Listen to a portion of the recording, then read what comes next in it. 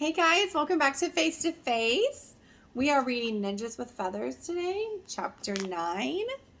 If you remember chapter 8, it was when crazy Carissa, so they call her, was out at the tree by herself. And that one girl, was her name?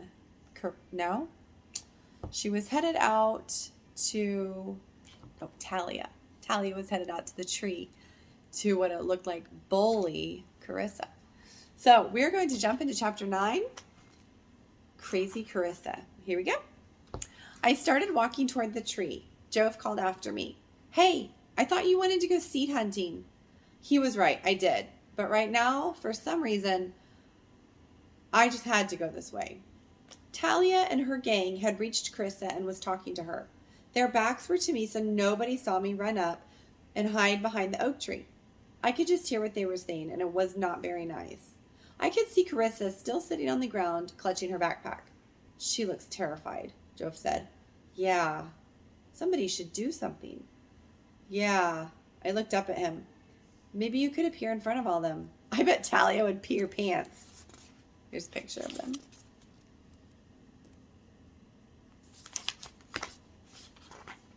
Sorry, but this isn't my fight. But you're the one dressed for battle, I said, pointing at his outfit.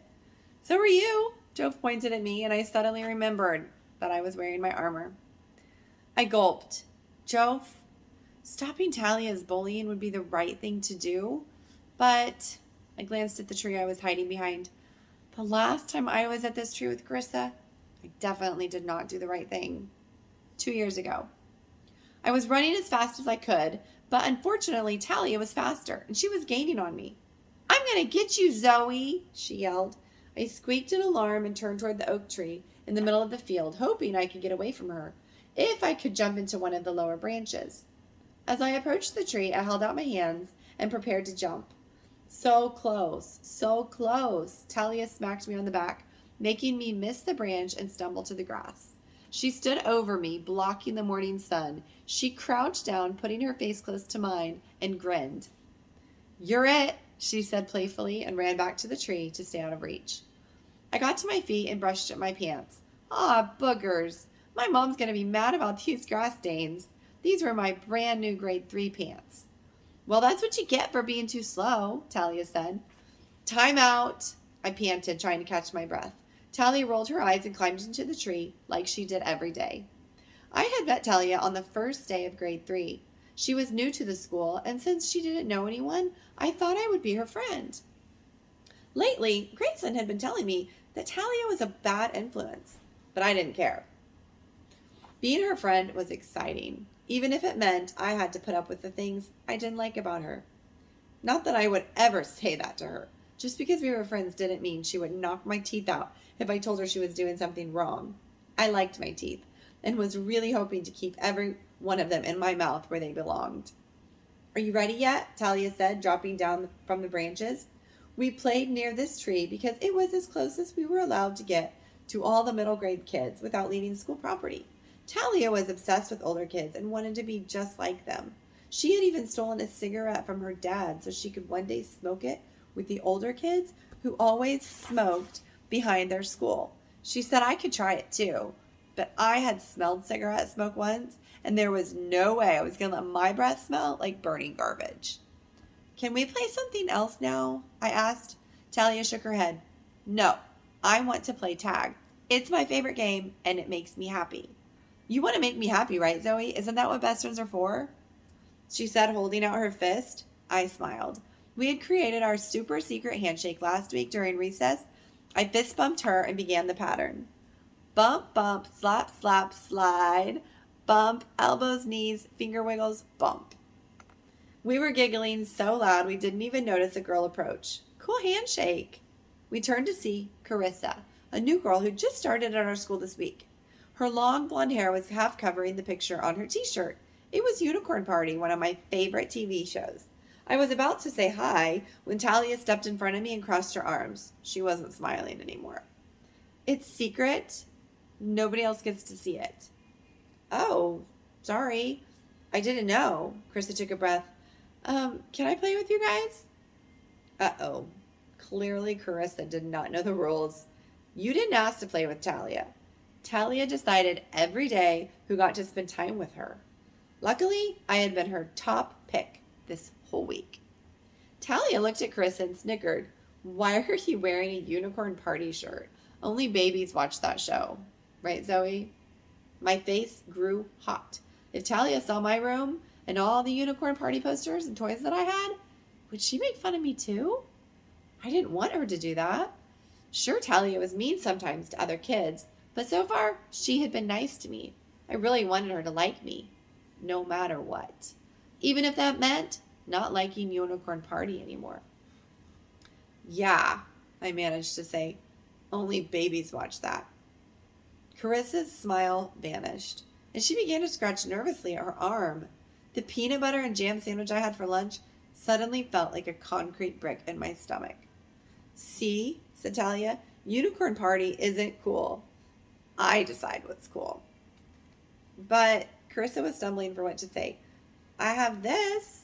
It's cool, right? Dream Defenders. It's a cool watch. She held up her wrist, showing us a sparkly pink watch with the Dream Defenders logo on it. Talia's eyes went wide. Every 9-year-old loved that book series, even Talia. Her face instantly went from a mean frown to a kind smile. Yes, that watch is very cool. But it would look even cooler on me. Don't you think, Zoe? Said Talia. Carissa looked at me confused. Talia crossed her arms and looked at me too. A real friend would give me nice things. Are we real friends? I felt like my heart was playing tug of war. I wanted to say no to Talia and let this poor new girl walk away, but another part of me knew that Talia was quickly becoming the most popular girl in school, and if I didn't do what she said, I'd get left in the dust, and then nobody would like me. Talia always said being popular was the most important thing in the world, and I couldn't say no to her. I was not brave enough to do that. You should give her the watch, I said, although my throat was so dry it sounded more like a croak. Carissa put her hand behind her back and shook her head. I could feel Talia watching me. If I didn't get that watch from Carissa, Talia might hurt me. Talia might hurt her.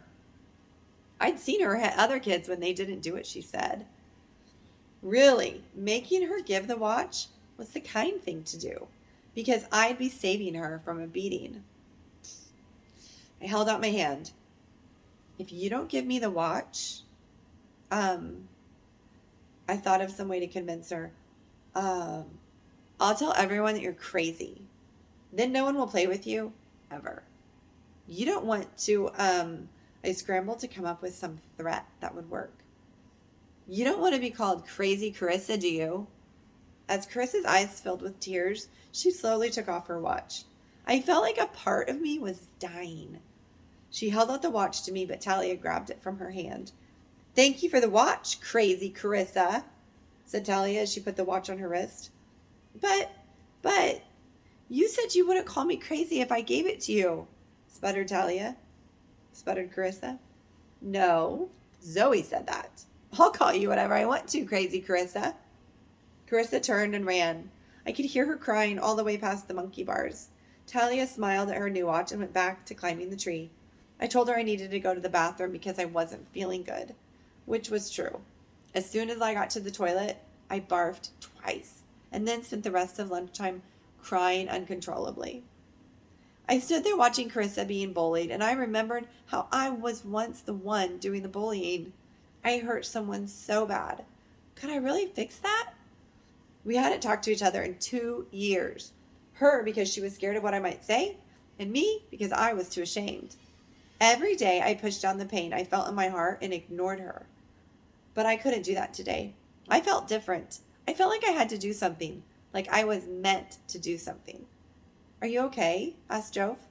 I want to help her, but those kids and Talia. Jove knelt down beside me. Zoe, I watch everything you do. You turn off your War Eagles music when other kids are around. When people ask what you did over the weekend, you say nothing. And even though you want to share the cool things that happened at church, you care too much what people think about you. You're trapped. That got my attention. Trapped? How am I trapped? The greatest prison people live in is the fear of what other people think. Let me ask you a question. Would you rather do the right thing and get made fun of, or do nothing and give up the opportunity to help someone just so you can be like everyone else? I didn't know what to say, so I said nothing. Zoe, you care too much what people think about you. Jove continued, the only thing that matters is what the commander thinks about you. And what he says about you? Wow, you have no idea. I have a little bit of an idea, I said, thinking back to what I had read in my morning devotion.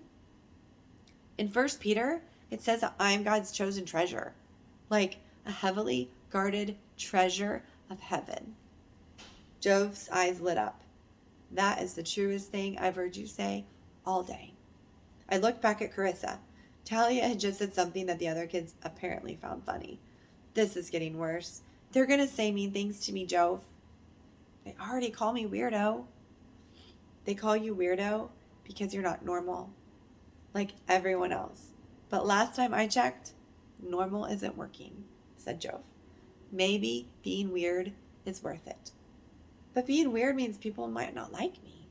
I looked at Talia with a deep sadness I had forgotten about. I don't want to lose more friends. I don't want to be alone. Zoe, the commander isn't going anywhere, and neither am I. I'm going to stay right here, right by your side. Even when I do stupid stuff, especially when you do stupid stuff. I let go of the breath I didn't realize I was holding. My feet were itching to move and they kicked something. I looked down and saw the fear seed that I had been searching for, tangled in the roots of the tree. Of course it would be there, where I had first given it to the fear of being rejected. Dumb. Hey, you found it, said Jove. I was about to grab it when I heard that awful, muddy laugh and looked up. Fearmonger. He was darting around the group of kids, poking them with his long, pointy nose. Every time he poked a kid, they would say something hurtful. I watched as he grabbed Carissa's shoulders and began whispering in her ear. Nobody else could see him but me, and I knew exactly what he was doing. Sure enough, when he took his hands off her shoulder, there was a small fear seed attached to her. I stared at that group of girls surrounding Carissa, then back at the fear seed pulsing below me. Before I could talk myself out of it, I started walking towards Talia's gang. Zoe, where are you going? Jove shouted. Your seed isn't over there. No, but Carissa's is, I said. What are you going to do? Stupid stuff, probably, I said. Well then, it's a good thing I'm by your side, Jove said. I marched straight toward that group of girls, but I wasn't paying attention to any of them. My eyes were fixed on Carissa. I was almost there when Fearmonger appeared directly in front of me, looking me eye to eye. Yep, he was definitely bigger than before. Where do you think you're going? This is none of your business. I swallowed hard and closed my eyes and whispered a prayer. God, I know you want me to help Carissa. Help me now. Fearmonger stepped back as I prayed, as if something was pushing him away. He shook his head and scowled at me. Listen to me, little girl. What do you think everyone will think about you if you walk over there and... Would you please shut him up? I said to Jove, who was standing right behind me. Jove grinned and cracked his knuckles. I thought you'd never ask. Fearmonger's eyes went wide as Jove pounced on him like a cat on a mouse, and they wrestled across the field. It was about time. I let my guardian angel do what he did best, guard me. I turned my attention back to the group of kids who still hadn't noticed me. As I approached Talia, I thought of 15 different insults and 9 ways that I could hurt her before she could hurt me. But I wasn't here for Talia. I was here for Carissa. I adjusted my breastplate of righteousness and tried to encourage myself. Do the right thing. Do the right thing. Do the right thing. Hi, Carissa, I said. The entire group turned to stare at me. Hoo boy, here we go. Do you need help? Talia glared at me with a look so sour it could make milk go bad in 3 seconds. Go away, weirdo. Those words usually hit me right in the heart. But this time, it was different. The insult just bounced off me. The words didn't hurt this time. I didn't even feel like I needed to write about it in the bruise book. Huh, how about that? The armor was working. Even though a part of me wanted to yell at Talia to back off, I simply ignored her. I walked past her and she shoved me. I stumbled but caught myself and kept walking. I knelt down in front of Carissa. I was hoping to see thankfulness on her face, but all I saw was pain. You here to make fun of me too? Said Carissa. Or do you just need me to give you another watch? Ouch. I deserve that. No, I know what it's like to get picked on. Of course you do, said Talia. You're a loser. You can't even put on your pants properly. All the kids with her laughed. Oh, boogers, I knew she'd noticed my inside-out leggings. Her words were like arrows aimed at my heart. But once again, they bounced right off. I could get used to armor like this. Carissa? I paused. This was so awkward with everyone watching, but I knew what I needed to do. Carissa, I'm really sorry for what I did to you in grade 3. That was wrong. I glanced at Talia. And mean. And I'm also sorry that it took me this long to talk to you again. I guess I've just been so embarrassed. But that does not make it okay. Will you? I sighed, knowing what was about to be chanted at me. Will you forgive me? Carissa stared at me in disbelief, but I saw the corners of her mouth go up in a small smile. It was a beautiful moment until, as I expected, the chanting started. Weirdo, weirdo, weirdo, sang Talia. She was so predictable. Some of the other kids joined in, but I noticed not all of them did. Some of them had that same stunned look on their face. Public acts of forgiveness didn't happen very often at school. I held out my hand to Carissa, and she took it. I pulled her up, and we smiled at each other, and then Talia stepped between us. There they are. Friends again. So good. Saying sorry is so stupid, declared Talia, puffing out her chest with pride. I never say sorry for anything because I don't make mistakes. I crinkled my nose. Really? Because I remember you giving me one of my dolls a bad haircut at my house in grade 3, and you said sorry then. All the kids turned and stared at Talia. I guess most of them didn't know we used to be friends. Talia's mouth fell open so wide that I could fit my whole backpack in it. You can't fix a Barbie with a mohawk, but you can fix a friendship if you really want to. As I spoke those words, I wasn't sure if I was talking about me and Carissa or me and Talia. Yeah, right. There was no way Talia and I could be friends again. I prepared for the punch she was about to give me, but it never came. Instead, Talia just turned and stormed off. Not knowing what else to do, the other kids all walked off in different directions until it was just Carissa and I left. Jove walked up to my side, and I noticed he had scratches all over him. Fearmonger was nowhere in sight. It was hard to tell who won the wrestling match. Thank you, said Carissa. Why did you help me? Because it was the right thing to do. I smiled. So did she. Carissa, I wish I could take back the mean things I said or did to you, but I can't. An idea formed in my mind, and I looked at the purple bracelet on my wrist, the one from the dollar store. That was now a reminder of how wrong choices could be fixed when I owned up to them.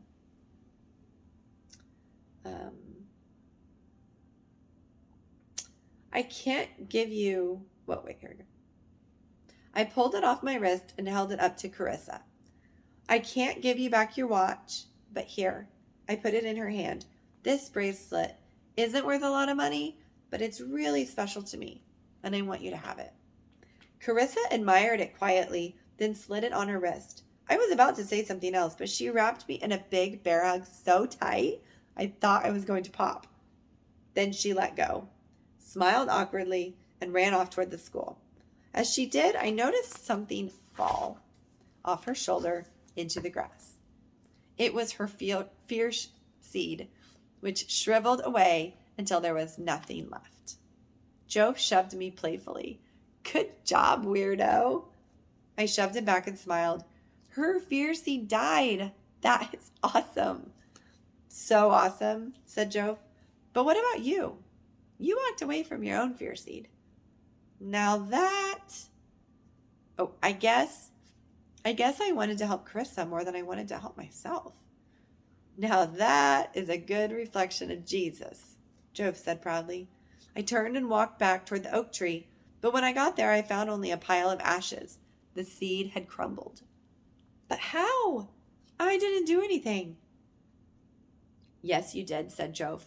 You put Carissa first, and when you did that, you were putting the commander first. Huh, I should do that more often. Jove smiled at me, and then an acorn bounced off his head. He frowned and looked up in the tree. Hey, Cloud Kisser, you think you've helped your little friend? Yelled Fearmonger, who was crouched on a branch high in the tree. You've only made it worse. What are you talking about? Growled Jove. Zoe rescued Carissa and repaired their broken relationship. Sounds like a win to me. Maybe, but did you see how mad Talia was? Fearmonger smiled wickedly. She won't forget what you did, Zoe. She hates you now more than ever, and she's coming for you. My knees started to wobble. Oh gosh, it was true. I was in big trouble now. I hadn't even thought about that. I just wanted to help Carissa. You did the right thing, said Jove. Don't listen to Fearmonger. You didn't help her or yourself. Things are about to get so much worse. I own this school. Jove started laughing, which shook the fear off of me. Both Fearmonger and I stared at him. You think you can get in here and hurt these kids? The commander sends us to every area that is protected through prayer. Zoe's parents pray for her every day, that she would be safe at school and be a light to others. And every time they pray, I'm here to patrol this place and keep things like you out. Whoa, you do that? I said. Yep, I'm your Heavenly Border Patrol agent. Jove leaned down and whispered in my ear. Fearmonger leaned forward, curious. What are you saying to her? Jove stood up and nodded at me. Go ahead, little warrior. These are words for you to use directly from the commander. Okay. I have something to say to you, Fearmonger. Fearmonger chuckled. Oh, this should be good. This school is my school. This school is God's school. I declare, Jove corrected. I declare this is kingdom territory. Your plans are off limits. You can't enter here. Fearmonger's buggy eyes went even wider. He growled and spit at me. I can do whatever I want. You think you can beat me? You think this is a battle you can win? I'm going to win this war. Me.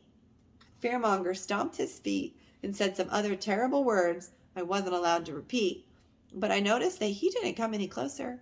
It's as if he was stuck in place. Well, that was a mistake. Fearmonger stopped stomping, a confused look on his face. What was a mistake? Reminding me we're in a war. I'm sick of you hurting people like Carissa and me. I'm a war eagle, and I will not bow to you. The school bell rang, which meant it was time to go back to class. I turned around and walked away from Fearmonger. Jove picked up the acorn that had hit him, aimed carefully, and threw it into the branches above Fearmonger. A pile of acorns bounced down on the demon's head, making him yell in pain. He really is ugly. Oops, Jove said innocently. Did I do that? He turned and followed me as we headed back inside, laughing all the way. Helping Carissa felt good, Jove. I didn't think it would, but it really did. I looked around at all the other kids walking back toward the school entrance. Maybe I can help them too. What do you mean? Asked Jove. What are the odds that all these kids have fear seeds growing somewhere in their lives? Probably pretty high. Interesting. I feel like there's a term for that. Of course there is. It's called I stopped and stared at Jove. who was grinning like a maniac. Sorry, what was that? Jove asked. I ground my teeth together, forcing the word out. Probability. Huh. Maybe math class isn't useless after all. I had no witty response to that, so I stuck out my tongue and walked away. Angels could be such show-offs. Zoe's report on angels. What I learned today, Tuesday.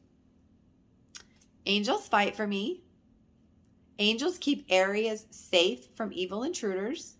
And angels can text me on my phone, which is super weird.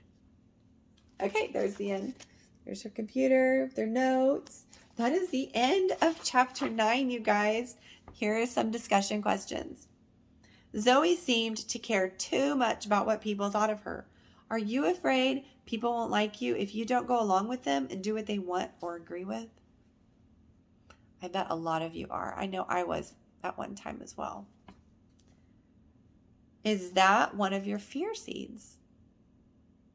Fear of man, fear of what people will think of you? Yeah. Several people needed to deal with forgiveness in this story. Do you need to be forgiven for something that you have said or done? If so, you can write it down in your journal, or you can just tell the Lord. He already knows. Have you ever been mean to someone and then felt sorry? I know I have. Many, many, many, many, many times.